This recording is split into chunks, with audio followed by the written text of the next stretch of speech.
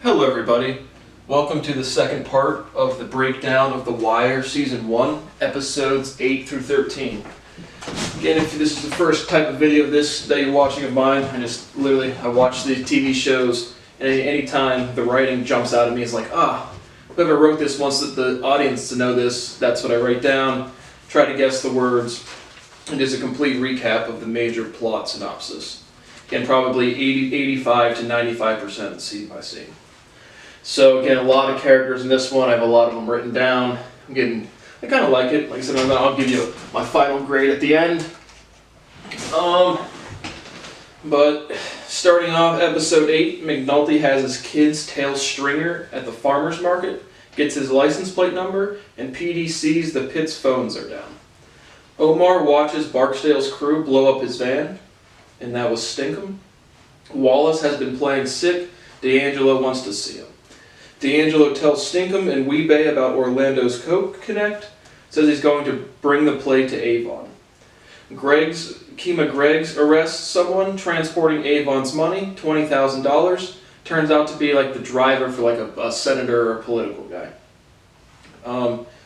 It turns out to be $20,000. Lieutenant Daniels knows the guy. PD keeps the cash until proof of ownership, which is called civil forfeiture, but no charge. Basically, if police find you with a bunch of cash and you can't prove where it came from. Then immediately after that, Lieutenant Daniels is told to release the guy by the deputy chief. The deputy chief is Burrell, or Irvin Burrell. I'm not sure in the police hierarchy if deputy chiefs are higher than sergeants. I guess I would think so. But William Rawls is typically most like the end guy for the Lieutenant Daniels and McNulty.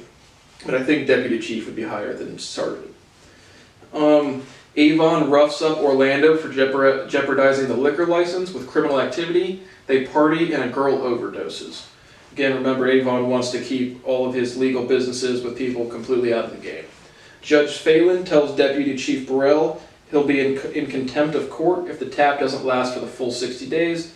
Again, the higher-ups in the chain of command are pushing for charges for whatever they can get. And McNulty and Daniels really want the tap to go on longer, and they typically use Judge Phelan. McNulty follows Stringer to a macroeconomics class. It's kind of like a funny scene. You expected him to go do some drugs, and he's going to a macroeconomics class. Pretty funny. Weebay and another person, turns out to be Stinkum, plan to hit Omar's guy. They get set up. Basically, they see Omar's guy standing on the corner. They're going to go shoot him, and Stinkum gets killed. Omar, who does his little hi-ho the Dario whistling thing, he hits Stinkum right in the chest with a shotgun and hits Weebay in the leg. Weebay is shot and hobbles away. Avon raises Omar's bounty to $10,000. PD asks Omar to step back. And again, at this point, remember, Omar's boyfriend Brandon was killed, so he's kind of helping PD. D'Angelo has second thoughts about working with Avon. At this point, D'Angelo's just kind of on the edge about the game as well. McNulty lies to Nadine, Bunk, who's his partner Bunk's wife, and cheats on her. Just some scene. Again, there's a scene several days after work. Bunk, who's McNulty's partner, they go to a bar, and you can just see Bunk and some other chick eyeing each other, and he's like, "Hey man, I'm gonna go sleep with this chick."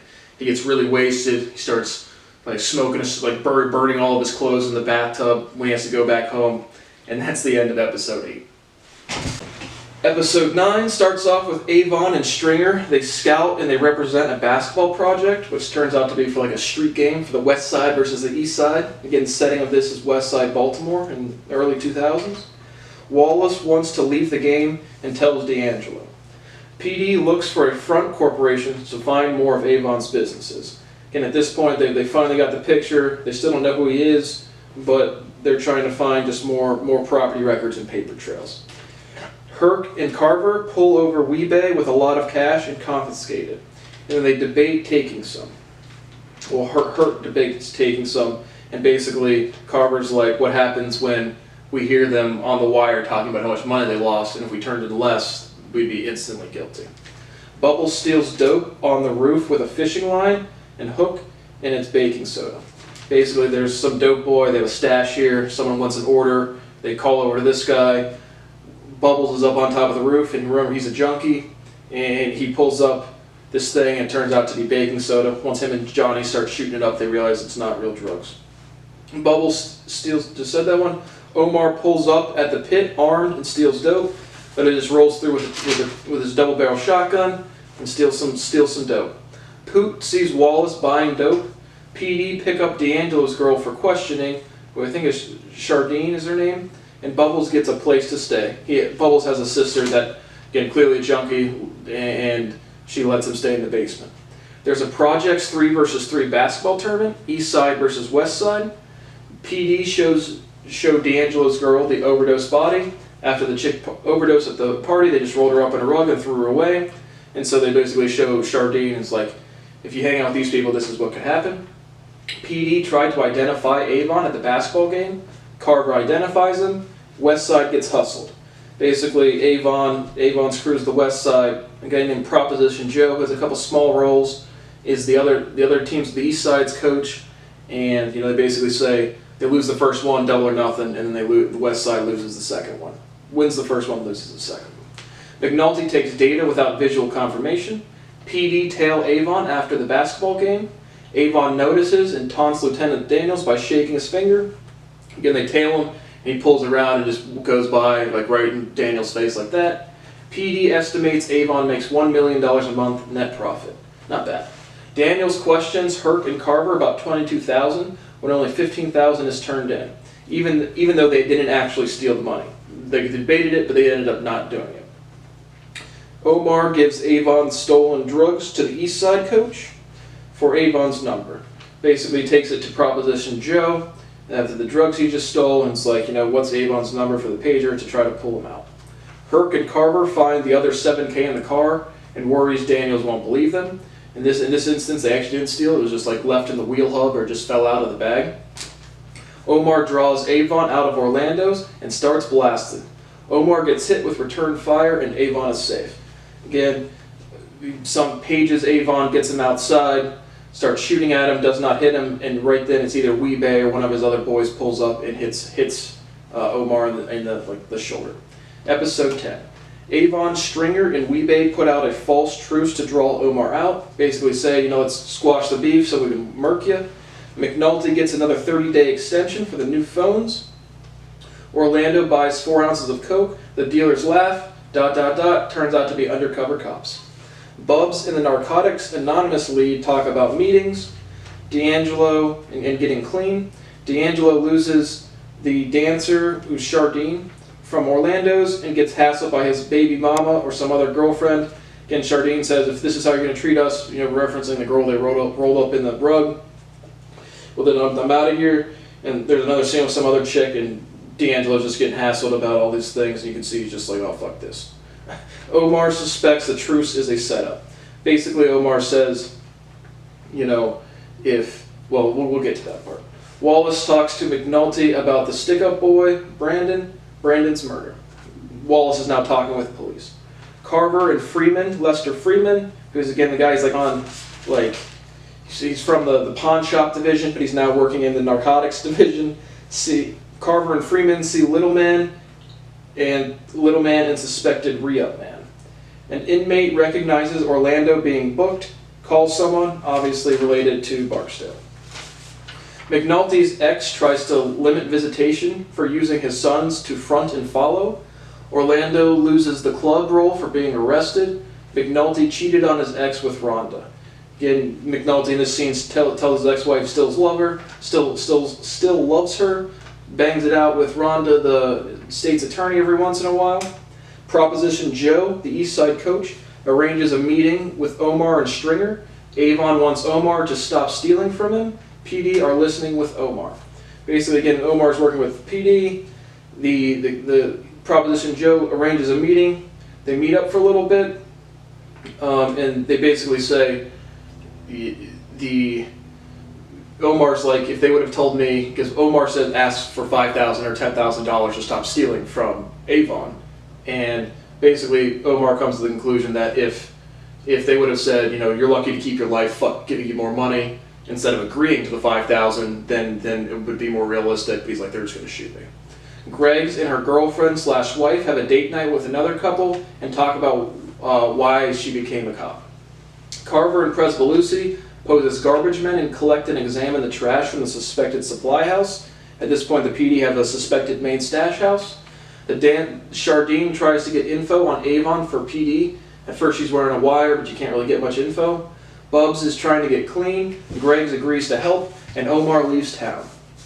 PD sets up a buy-bust operation with Orlando. Greggs and Orlando get shot at. Backup can't find them. Orlando's dead. Greggs is hit bad. Basically, that's the final scene of episode 10. They get, Savino is the guy from Barksdale's crew. Basically knows it's a setup. He takes Orlando to this alley, and then Weebay and Little Man shoot up the car, killing Orlando and wounding Greggs badly. And that's the end of episode 10. Episode 11, Rawls takes control of the hectic crime scene. Everyone's going crazy. Police is shot. The street signs were rotated to throw off the backup. Basically, the crew just literally turned the street signs, so it's hard for backup to get there. Greggs was hit in the chest and a through and through in the throat. PD tracked footprints in fine clothes and a soda can. The shooters were Weebay and Little Man. They did not know who Greggs was, and now the crew's freaking out. Oh no, we shot a cop. Weebay's got to skip town. We got to do this, got to do that. Rawls politely tells McNulty he's not responsible. Again, Rawls is not a fan of McNulty. Politely is in quotations. Basically uses a bunch of nice, colorful language, but says he's not responsible for the shooting. Who's clearly feeling guilt. Greggs is alive, but on the edge. Stringer wants Little Man killed for being sloppy. Weebay might have to skip town. PD gets a can with Stringer, gets a can, and Stringer and Avon being paged minutes after the shooting. Bubs pages Greggs, unaware that she's been shot, and gets arrested and beaten in the interview room. Again, Greggs agreed to help Bubs with some money. Bubs has no idea what's going on, pages her, and the cops are all on edge because she just got shot, and they arrest him and beat him a little bit. PD sees Bodie getting dropped a re-up from a window. Basically, there's a high-rise building, and there's floor 7 or 3 or 4 drops a bag of dope out the window, and the re-up dudes get it from there. McNulty wants Barksdale's lawyer to give up Savino for shooting a cop. Savino doesn't get Mirandized, but proffered. And a proffer, to me at this point, is now an unmirandized meeting between a prosecution and a defendant. Unmirandized, again, just haven't been read their constitutional rights, so it's like off-the-record negotiation.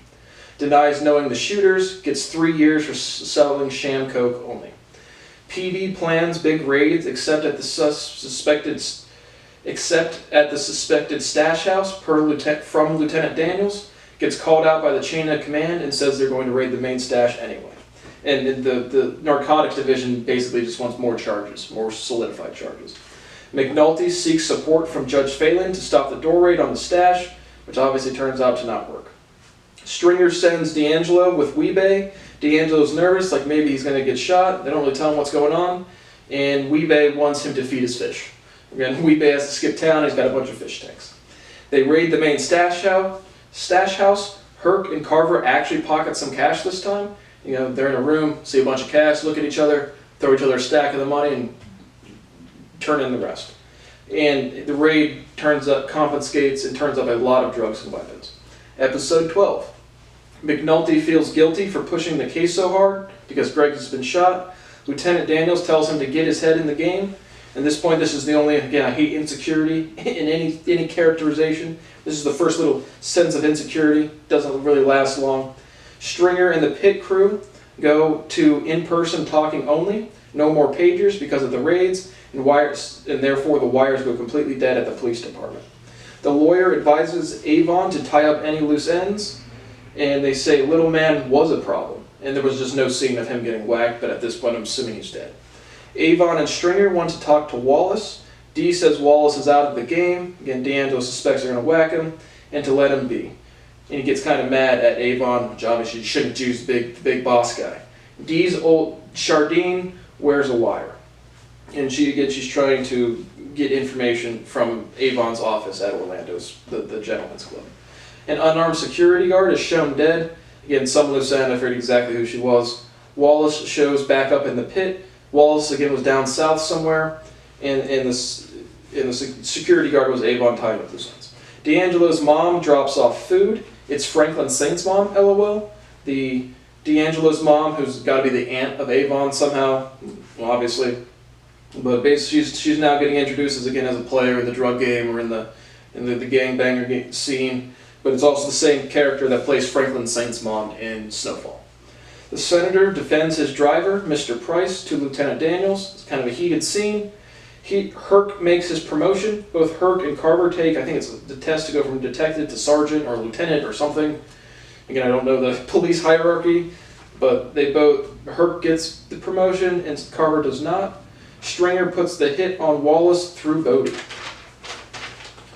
The police pull the wire on Chardine and go for a remote wire, just like the DEA in the opening scenes. Again, like drill a hole in the building nearby, put a live video camera and microphone under a warrant or a judge approval.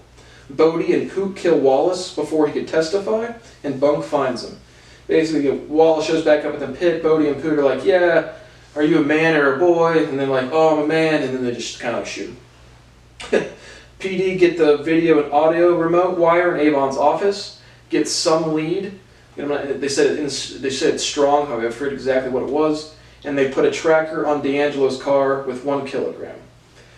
And then they put a tracker on D'Angelo's car, and they find him going to New York and picking up a load of 1 kilogram of heroin, and he gets taken in. And then again, we have the same quote. McNulty says, "I could give a fuck," when he means I couldn't give a fuck. If you couldn't care, you wouldn't. Again, a logical fuck up I see all of the time. It pops out crazy amounts of time and people say it all the time. D doesn't believe Wallace is dead.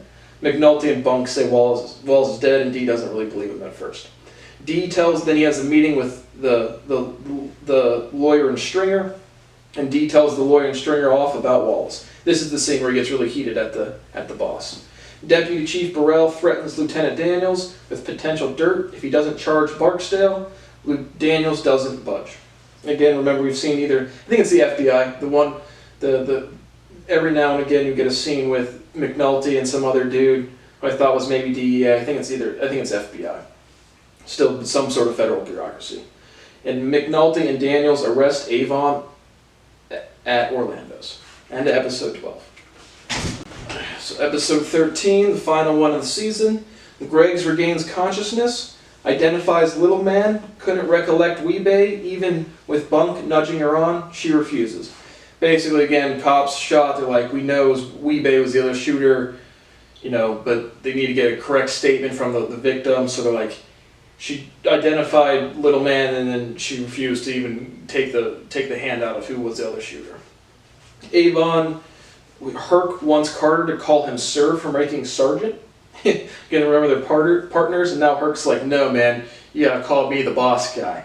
And Carter can just tell us like, oh, okay. So you can already see kind of this premonition, a setup of they both stole the money together, and now Herc wants some authority over him, so I'm sure that's going to play out for future seasons. Avon, Stringer, and D'Angelo's mom scope a new office in a funeral service, or funeral home. D has a proffer with Bunk and McNulty because of the Wallace murder. Again, D's really upset about that. He denies the Deirdre murder, who I think he blames Weebay. I think that was the tap one. He was bragging about that in the pit. D'Angelo wants Witsec for turning on the crew. Lieutenant Daniels acknowledges Deputy Chief Burrell has dirt on him to his wife. So you kind of see that he has done some dirt or something bad or bent the rule somewhere. Rhonda and McNulty bang another one out in the parking lot. Basically, they're all excited about the case, the strength of the case, and they just go at it in the basement. Stringer gets a new pack and starts back up.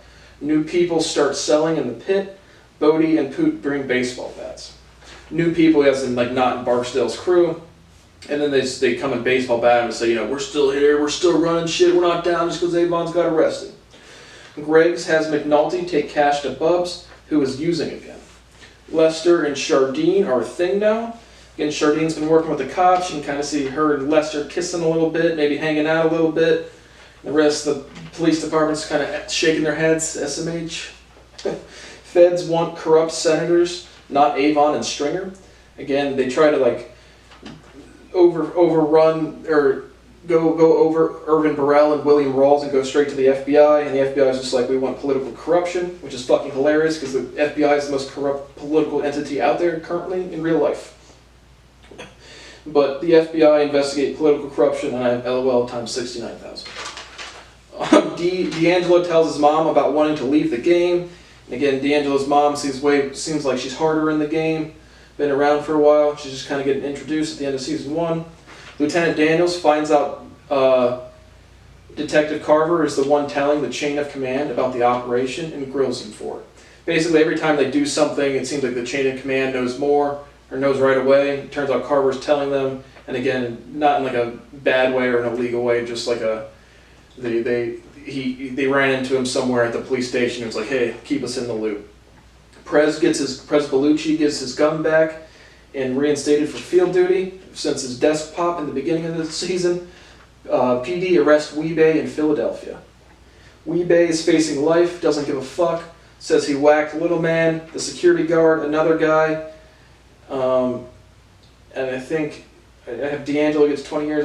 I think D'Angelo gets 20 years, and I just have a question mark. Not sure what I'm missing there. But basically, Weebay is taking on all of the murders he can because he's clearly fucked, and so he's taking just as much of the burden to keep everybody else out there. And at the very end, Stringer is counting cash in a new office, and Omar comes back and robs a dealer. And that's the end of season 1. So, my overall grade, I forget what I even gave the first part, but I'll give it a B to a B+. Let's put a B. Like I said, crime show, typical gang show. Like I said, the violence can go either way for me. I'd say the violence in this one's alright, it's pretty good. I'd even say it could use a little more, just again for a crime show. But the writing's pretty consistent, nothing super breathtaking, nothing blowing me out of the water. But again, just another very popular show I thought I'd break down. This is an activity I thoroughly enjoy doing. So, again, anything above a D is recommend, and B is like entertaining to highly entertaining. A is super well done or a novel idea. C is just like blah. D is off-putting, and F is I turned off the show. So if you like these types of shows, I highly recommend The Wire Season 1, and I'll give you another update. I got the whole series, so I'll be breaking it down as I watch it. Thanks for watching. Hope to see you soon.